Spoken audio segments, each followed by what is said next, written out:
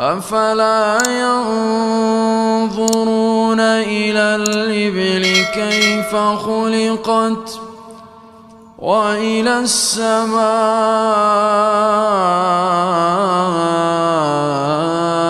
كيف رفعت وإلى الجبال كيف نصبت وإلى الأرض كيف سطحت فذكر إنما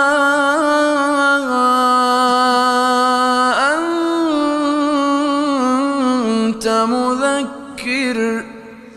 لست عليهم بمسيطر إلا من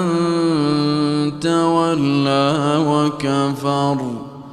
فيعذبه الله العذاب الأكبر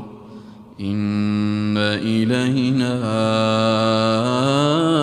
إيابهم